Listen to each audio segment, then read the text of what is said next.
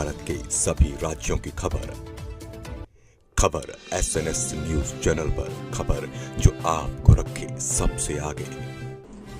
नमस्कार, SNN news channel और news film की पूरी टीम की तरफ से महाराष्ट्र के वासियों को गुड़ी पड़वा और नववर्ष की हार्दिक शुभकामनाएं। सोमवार 8 अप्रैल 2024 को शाम 6 बजे भंडारा जिले के वर्टी में प्रफुल्ल पटेल की उपस्थिति में महायुति की एक सार्वजनिक बैठक संपन्न हुई। इस दौरान राकांपा, अजित पवार समूह और भाजपा तथा अन्य पार्टी के पदाधिकारियों और वर्टी तथा आसपास के इलाकों के नागरिकों ने बड़ी संख्या में भाग लिया। इस मौके पर सांसद प्रफुल्ल पटेल ने लोगों से एक बार फिर मोदी सरकार को चुनने की अपील की। भंडारा जिले के पवनी पुलिस स्टेशन अंतर्गत चिचखेड़ा निवासी शुभम रमेश मेश्राम 28 वर्षीय नामक युवक की कूलर में करंट लगने से हुई मौत। वादी रमेश मेश्राम उम्र 59 वर्ष की मौखिक रिपोर्ट के आधार पर पुलिस स्टेशन पवनी में मामला दर्ज कर पुलिस द्वारा आगे की जाँच कर जा रही है। दानापुर एक्सप्रेस की पैट्रिक कार में अवैध रूप से सामान बेचने वाले ठेकेदार के लोगों का पैट्रिक कार के वेंडरों से मारपीट हो गई। यह मामला इतना बढ़ गया कि नागपुर रेलवे स्टेशन पर भी उनके बीच जमकर हाथापाई हुई। इस मामले की शिकायत मिलने के बाद आरपीएफ ने मारपीट करने वाले 4 युवकों को गिरफ्तार कर जेल रवाना किया। विशाल पाटिल की नाराजगी पर कांग्रेस प्रदेश अध्यक्ष नाना पटोले की पहली प्रतिक्रिया। विशाल पाटिल और विश्वजीत कदम दोनों ही पोस्ट से बाहर हो गए हैं। माविया की सांगली सीट पर फैसले के बाद कांग्रेस प्रदेश अध्यक्ष नाना पटोले ने मीडिया से बातचीत में प्रतिक्रिया दी है कि हाईकमान के आदेश का सभी पालन करेंगे। यह लोकतंत्र संविधान बचाने का चुनाव है। नाना पटोले ने कहा, हम उन्हें संतुष्ट करेंगे। आज गुड़ी पड़वा का दिन है। नाना पटोले ने कहा कि माविया ने जो फैसले लिए वो महाराष्ट्र किसानों, युवा और गरीबों के हित में थे। पुणे वडगांव शेरी इलाके में एक चौंकाने वाली घटना सामने आई है, जहां एक लड़की ने दोस्त की मदद से अपनी मां की हत्या कर दी। शौचालय में फिसलने के बाद लड़की ने अपनी मां की मौत की झूठी कहानी रची। मुंबई में एक रिश्तेदार द्वारा शिकायत दर्ज कराए जाने के बाद पुलिस जांच में हत्या की प्रकृति का खुलासा हुआ है। अमरावती जिले में मराठी नववर्ष गुड़ी पड़वा की सुबह वरुड मोर्शी और चांदूर बाजार तालुका के संतरा उत्पादों को ले संक्रांति लेकर आई। ओलावृष्टि ने आम और संतरा किसानों को भारी आर्थिक झटका दिया है।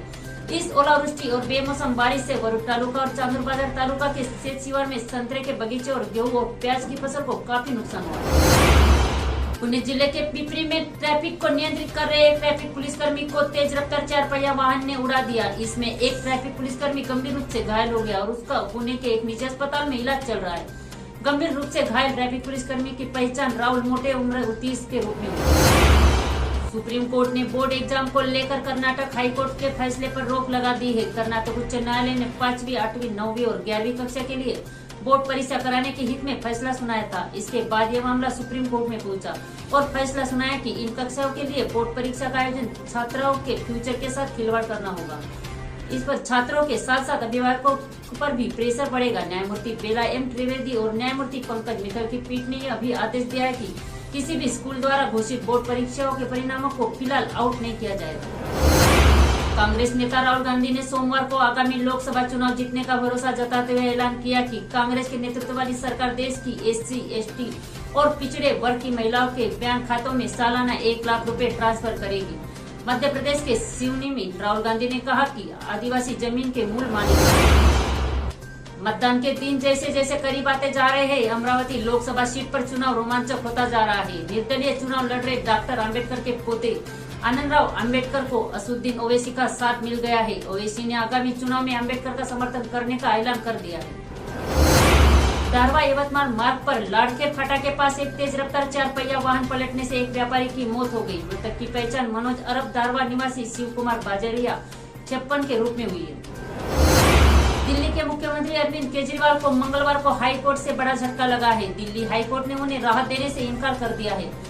अदालत ने कहा कि ईडी द्वारा एकत्र की गई सामग्री से पता चलता है कि अरविंद केजरीवाल ने साजिश रची थी और अपराध की आय के उपयोग और छिपाने के सक्रिय रूप में शामिल थे।